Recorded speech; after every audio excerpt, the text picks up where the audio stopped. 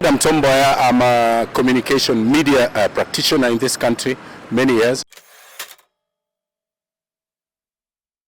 Yesterday, what we saw yesterday was a statement from the representation of the future. Okay? There is something that the young folk of this country are trying to tell us, the older folk. All right? And we need to pay attention to what they're saying. All right? The best analogy I can give is the analogy of a headache.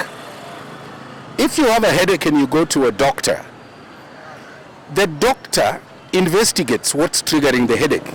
A good doctor will not just give you painkillers, but he will go deep to establish what is it that is triggering the headache. And once he identifies that, then he repairs that pathology. Then the headache goes away. So in my view, for as long as we do not pay attention to the deeper issues that are triggering the Gen Zs, then we may be seeing that cycle coming on and on and on again. So I think that the best approach would be to sit down this generation. They're a restless generation. They have arrived. We took them to school. They have graduated, and so they are products of our own success. So we just need to listen to them. However, what I don't agree with is violence. Violence begets violence. Okay? So for as long as they're peaceful, then that is protected in the Constitution. So my view is the time to engage with them is now. Let's listen to them. They are our children. They are of us, from us. So they are, by extension, us. So the time to listen to them is now. And I think if we listen to them and have a conversation and dialogue with them, then we will both win. We will have the best of both worlds. Yeah.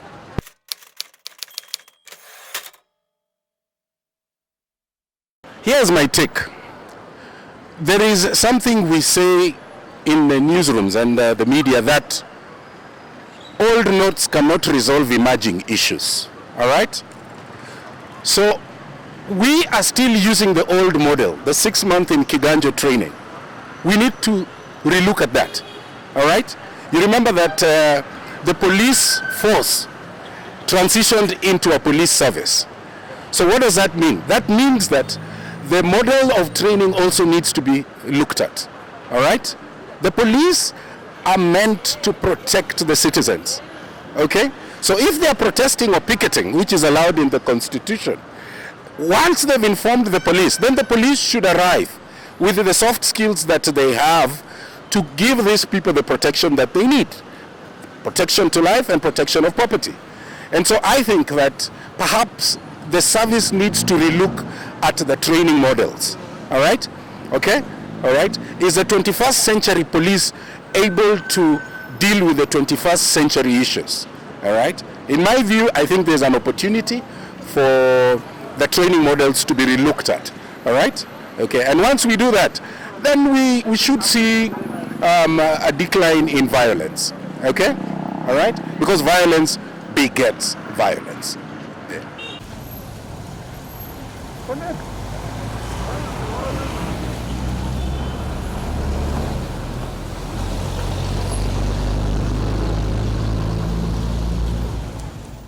Mimi naitwa Dubai.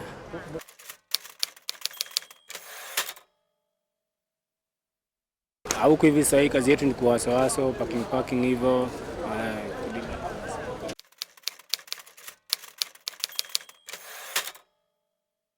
Tulikuwa hapa morning sana, tulijua barabara itafungwa, sasa ilibidi tulale huko.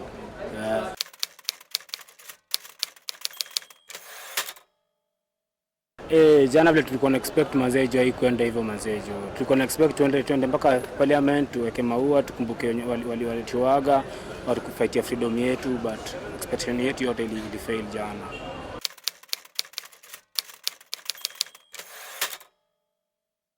As in, siwezi ongelea kuhusu mapolisi juu mimi mwenyewe ni Gen Z. Mimi naongelea kuhusu sisi vile tuliafektiwa jana. Kuna about 100 of people sasa hivi wako severe injuries, wengine walivunjika mguu, wengine walipoteza jana meno, wengine macho, mazejo. Yani jana justice ilitembea rogue sana, mbaya sana. Yani watu walikuwa humiliated mbaya jana sana.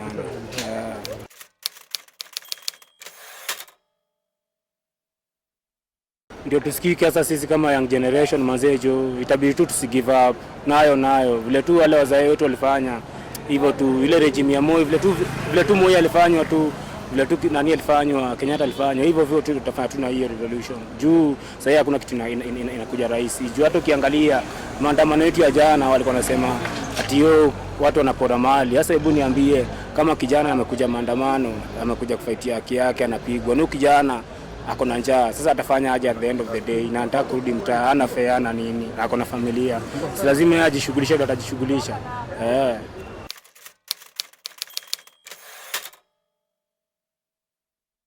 Sasa hivi nataka watu wasikie saa hii kwa gava, sasa hii gava isikize tu maboys tafadhali.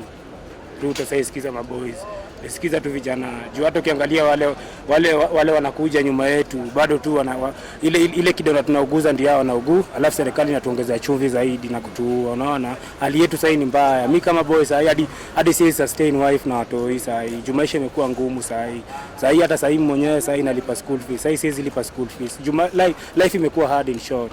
Life imekuwa hard. Hata mwenyewe sasa niangalia ya tumbo nimekuwa ngumu kupata.